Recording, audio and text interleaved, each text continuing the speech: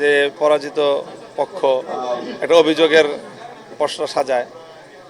তো আমরা সেই ধরনের রাজনীতিটা করতে চাচ্ছি না। প্রথম বিষয়, একটা ইতিবাচক রাজনীতির ধারা সূচনা করতে চাই। এরপরেও কিছু খুবই মানে কিছু এমন স্পেসিফিক কিছু কথা, সেটা অভিযোগ আকারে বলি অথবা সেটা ইনফরমেশন আকারে বলি, আমি মনে করি যে সেটা নির্বাচন কমিশনের দৃষ্টিগোচর করাটা জরুরি। সেই জাতীয় বিষয়, তেমন কিছু বিষয় নিয়ে আমি এখানে এসেছি। একটা হলো যে আজকে আমার আসনে বেশ কিছু জায়গায় জাল ভোট হয়েছে এবং সেই জাল ভোট দেওয়ার অপরাধে একাধিক ব্যক্তি গ্রেফতারও হয়েছে। তো যারা জাল ভোট দিয়েছে তাদের প্রার্থীকেই এখনো কিছু ভোটে বেশি ব্যবধানে বিজয়ী হয়েছে। এটা একটা বড় আমার কষ্ট, দুঃখ যে জাল ভোটগুলো যদি, যে জাল ভোট 2 জন ধরা পড়ছে, তা আরো 20 জন, আরো 200 জন জাল ভোট দিয়েছে, এটা আমার আশঙ্কা। এরপরে হলো এখানে 3টা সুনির্দিষ্ট আরো ছোট বিষয়, যেটা একেবারে স্পষ্টই। তার মধ্যে 1 নম্বর হলো যে আমাদের এই পোস্টাল ব্যালট, যেটা সেই পোস্টাল ব্যালটগুলো যখন দেয়া হয়েছে তখনও আসলে আসনের প্রার্থী চূড়ান্ত হয়নি। তো সেই হিসাবে দেখা গেছে যে আমাদের যে জোটগতভাবে আমরা নির্বাচন করেছি, আমার আসনে 500+ ভোট দাঁড়িপাল্লায় পড়েছে।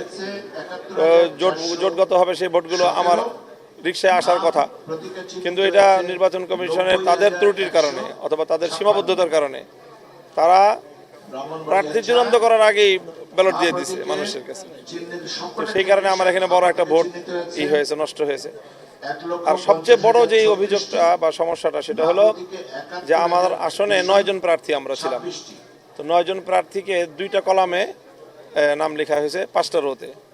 তো আমার নামটা প্রথম কলামের লাস্ট রোতে পড়েছে, যার কারণে আমার নাম বরাবর দ্বিতীয় রোটা খালি, ফাঁকা। যেমন অনেকটা ওই গণভোটের ব্যালটের মতো, গণভোটে যেখানে হা না সামনে হলো ফাঁকাটা, সেখানে সিল মারতে হয়। তো ওই জায়গাটায় আমার অনেক ভোটার ভুল করেছে। যেমন সেম একই কেস হয়েছে ঢাকা 8 আসনে। ঢাকা 8 আসনে মির্জা আব্বাস সাহেবের নামটা ঠিক আমার পজিশনে ছিল এবং ঠিক ওনার ভোটাররাও অনেকেই ওনার ভোট দিয়েছেন সেই ফাঁকা জায়গায়, মনে করেছে ফাঁকা জায়গায় সিল মারার জায়গা। তো ওই ভোটগুলোকে মির্জা আব্বাস সাহেবের জায়গায় কাউন্ট করা হয়েছে ওনার আসনে, কিন্তু আমার আসনে সেই ভোটগুলোকে বাতিল বলে গণ্য করা হয়েছে এবং সেই ভোটের অ্যামাউন্টটা খুব ছোট না।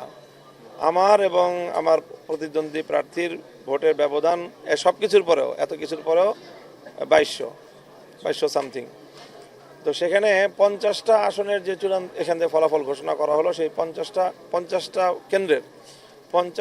কেন্দ্রের ফলাফলের মধ্যেই 1200 ভোট বাতিল হয়েছে।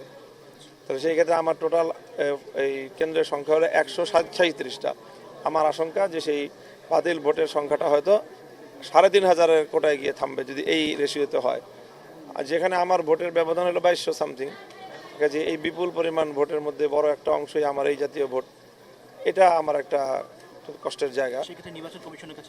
হ্যাঁ, নির্বাচন কমিশনের কাছে আমি সেটা বলবো যে মির্জা আব্বাস সাহেবের জায়গায় যেই ঘটনা ঘটেছে, তো আমি কেন একই দেশে, একই শহরে, একই নির্বাচনে ভিন্ন রকম আইনের আমি কেন শিকার হব কেন?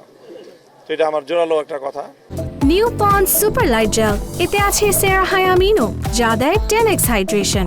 স্কিনের তৃষ্ণা মেটাও, সফট স্কিন পাও, মিরাকলস হ্যাপেন। যে আমাদের সেটা তো আমি এভাবে বলতে পারবো না, যেহেতু আমার আশঙ্কাটার জায়গা হলো যে 50টা কেন্দ্রের মধ্যেই 1200 ভোট বাতিল হয়েছে। তাহলে 135টা আসনে, 137টা আসনে কতগুলো ব্যালট বাতিল হবে? 137টা কেন্দ্রের মধ্যে স্বাভাবিক। এখন কমিশনে আমি এখনো কথা বলি না, আমি ইসের কাছে বলছি, রিটার্নিং অফিসারের কাছে। তিনি এই বিষয়টা বলেন যে এটা তো আমার সাবজেক্ট না, এটা কমিশনের সাবজেক্ট। তো আমরা কমিশনের কাছে সেই কথাটা বলবো।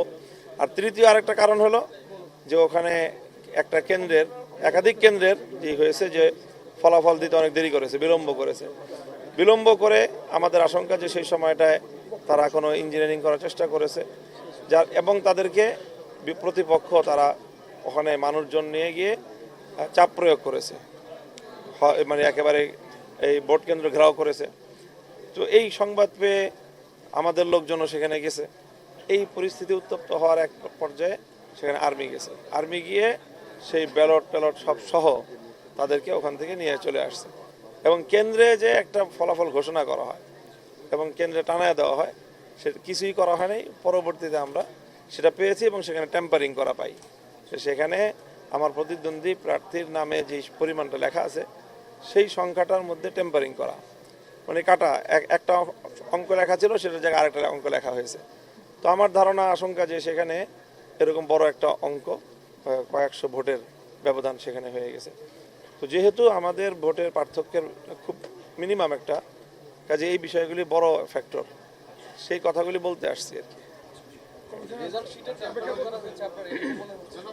রেজাল্ট শিটে বলতে ওই যে হ্যাঁ, মনে হয় না, আমাদের কাছে স্পষ্টই আছে যে প্রিজাইডিং অফিসার যেখানে কেন্দ্র থেকে যে ইটা দেয়, হ্যাঁ, ভোট গণনার যে শিলটা দেয়, সেটার মধ্যেই টেম্পারেচারিং করা আছে। ওখানে তো বললাম যে সেখানে পরিস্থিতি এমন উত্তপ্ত হয়েছে যে সেখান থেকে পরবর্তীতে আর্মি গিয়ে ব্যালট ট্যালট সব প্রিজাইডিং অফিসার সহ তাদেরকে সেখান থেকে উদ্ধার করে নিয়ে আসছে।